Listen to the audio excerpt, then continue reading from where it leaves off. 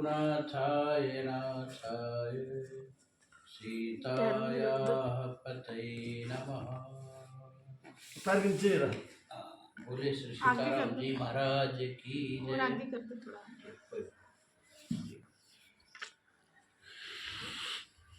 प्रभु के प्राप्ति के लिए और प्रभु को पाने के लिए सत्संग हमारे जीवन में बहुत जरूरी है।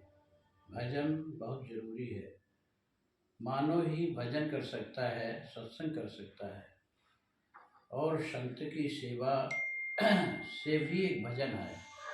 जैसे आप लोग गृहस्थ हैं तो जो भजन नहीं कर सकते तो ऐसे भजनानंदी संत की सेवा कर ले तो वो भी भजन का पुण्य मिलता है। क्योंकि गृह कार्य नाना जंजाला ते अति दुर्गम शैल विशाला। गृह कार्य ना जंजाल है। नाना मतलब अनेक प्रकार के जंजाल है और वो जंजाल से व्यक्ति बेचारा लगा रहता है। कैसे भजन करे? तो संत महापुरुषों की सेवा कर लिया तो भी भजन है। तो एक भगत जी थे, वो संतों की सेवा करते थे। कोई भी संत आते थे उनको भोजन पानी कराते थे।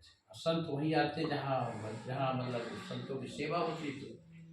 तो उसमें से एक संत बाल ब्रह्मचारी थे और वो सोचे कि यहाँ रहे 4-5 दिन, देखिए बढ़िया सेवा हो रही है, बढ़िया खाने को सवेरे चावल दाल रोटी साग, शाम को बढ़िया गाय लगती थी तो दूध कटोरा में रख दे, पूड़ी और दूध उसी फुला देते थे, महात्मा खा लेते थे।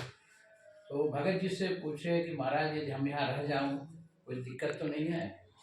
तो भगत जी कहे हाँ महाराज क्या दिक्कत है, कमरा ऊपर आपको दे देते, आप भजन करो, अपना खाओ पियो, हमारी जो सेवा बन रही करेंगे। और वो महात्मा भी सोचे कि कहाँ दर दर भटकेंगे, अपना यहाँ भोजन पानी तो मिल रहा है, अपना या भजन करेंगे या भोजन करेंगे। तो अब वो महात्मा भोजन तो करने लगे, भजन छूट गया उनका, भजन न करे, बस खा पी के बस पड़े रहे। अंततो गत्वा क्या हुआ कि जब महाराज के शरीर छूटा तो बैल बन गए, क्योंकि गाय थी, उसी गाय के बच्चा बन के आ गए, बैल बन गए, बछड़ा जन्म लिए। और जब ये बछड़ा बड़ा हुआ तो अब ये भगत जी उसको खेत में ले जाए, मतलब किसान के द्वारा जुताई बुवाई होती ना खेत में, बैल से होता था पहले, तो कुछ करे ना, बैठ जाए से। तो एक बड़े पहुँचे हुए महाराज आ गए। तो महाराज से कहा कि महाराज मेरे गाय ने बच्चा जन्म दिए और वो उसको मैं से पाले, बछड़ा अच्छा देखने में बढ़िया है, बैल अब जिस समय बैल के रूप में है, कोई कमी नहीं है खाने पीने में और बढ़िया मोटा तगड़ा है। लेकिन वो किसान जब खेत में ले जाता है तो उसको जुताई बुवाई पर बैठ जाता है, खड़ा हो जाता है, चलता नहीं है। कोई कार्य करे तो बैठ जाए, खड़ा रहेगा। तो महाराज ने दिव्य दृष्टि से देखे, और जो महात्मा समझ जाते कौन है, तो जब देखे तो कहे अरे ये तो ये महात्मा है, बैल बन गया। तो भगत को किनारे किए और उस बैल के पास महात्मा गए और कान में कहते हैं कि अब काहे के लिए बैठे हो? हैं? अभी तो अरे वो भगत के जो तुमने खाए हो ना बैठ करके, भजन नहीं किए ना, तो वही का बैल तुमको योनि मिली है। और अब उसको जो उसका खाए हो उसको तुम कमा करके दो, तभी बैल योनि से तुम्हारी मुक्ति होगी, अन्यथा मुक्ति नहीं होगी। तो जैसे महात्मा ने ऐसा कहे तुरंत उठ गए। अब वो बैल फिर बस पूरे कार्य करने लगा। और जाते समय महात्मा ने कहे अब बैल करेगा काम जो कह रहे हो उससे। और कुछ दिन के बाद फिर वो महात्मा वापस आए, बोले बैल ठीक है चल रहा? बोले आप बहुत बढ़िया काम करता, बहुत अच्छा, कोई वो नहीं है। फिर कुछ दिन के बाद फिर महात्मा जब आए, पूछो बैल कहाँ है? बोले बैल तो मर गया, बहुत अच्छा था, बड़ी सेवा करता था, मर गया। तो महात्मा ने ये नहीं बताया कि कौन था, लेकिन चलो उसका उद्धार हो गया, कल्याण हो गया। तो देखो हम लोग भी किस रूप में हैं, कैसे हैं, आए क्यों कैसे हैं। हम ही खा रहे, आप लोग सेवा कर रहे, खा के सोए लेटे रहे, कुछ ना करें, तब उसका फिर हम लोगों को फिर यही रूप में बनना पड़ता है और चुकता करना पड़ता है। किसी का फोकट में नहीं खाना चाहिए। पहली बात, खाओ तो भजन करो, भजन से उसका ऋण माफ करो। भजन करते तो उससे आप लोगों का उद्धार होता है, कल्याण होता है। तो जो ज्ञानी महात्मा है तो खा करके और भजन करके उसका पूरा नील बैलेंस बराबर करते हैं।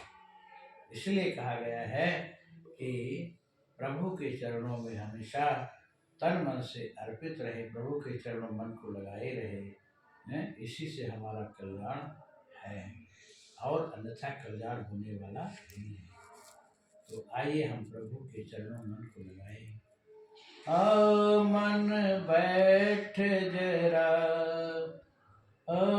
मन बैठ जरा, श्री राम जी के चरणों में। मन बैठ जरा, श्री राम जी के चरणों में। ओ मेरे मन प्रीत लगा, श्री राम जी के चरणों में। मेरे मन प्रीत लगा, श्री राम जी के चरणों में। सुबह और शाम हुई, जिंदगी तमाम हुई।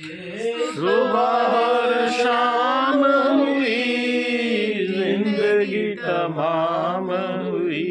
अब तो जिंदगी बना, अब तो जिंदगी बना, श्री राम जी के चरणों में। अब तो जिंदगी बना, श्री राम जी के चरणों में। मन बैठ जरा, श्री राम जी के चरणों में। मन बैठ जरा, श्री राम जी के चरणों में। यह जग सपना है, नहीं कोई अपना है। यह जग सपना है, नहीं अपना है।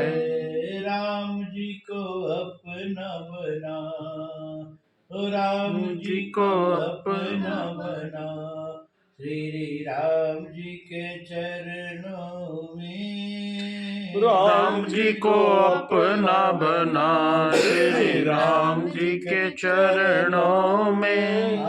मन बैठ जरा, श्री राम जी के चरणों में। मन बैठ जरा, श्री राम जी के चरणों में। काम और क्रोध तेरा कुछ न बिगाड़ेगा। काम और क्रोध तेरा कुछ न बिगाड़ेगा। नाम की ज्योति जला, श्री राम जी के चरणों में। राम की ज्योत जगा, श्री राम जी के चरणों में। मन बैठ जरा, श्री राम जी के चरणों में। मन बैठ जरा, श्री राम जी के चरणों में। करुणा सी एक नजर पड़ जाए तुझ पे अगर, करुणा सी एक नजर पड़ जाए तुझ पे अगर। तेरा उद्धार होगा, तेरा उद्धार होगा, श्री राम जी के चरणों में। तेरा उद्धार होगा, श्री राम जी के चरणों में। मन बैठ जरा, सिया राम जी के चरणों में। मन बैठ जरा, श्री राम जी के चरणों में। रामचंद्र भगवान की जय। सभी को बहुत बहुत आशीर्वाद और धन्यवाद। सर्वे भवन्तु सुखिनः, सर्वे सन्तु सन्तु निरामयाः, निरामयाः, सर्वे भद्राणि भद्राणि पश्यन्तु। पश्यन्तु, माँ कश्चित् दुर्भाग् भवेत्। सभी सुखी रहें, सभी निरोग रहें, किंचित मात्र दुख न पहुँचे। प्रभु की बड़ी कृपा अपरंपार बरसता रहे, यही कृपा ये ठाकुर जी के चरणों से हृदय से आशीर्वाद। बोले सच्चिदानंद की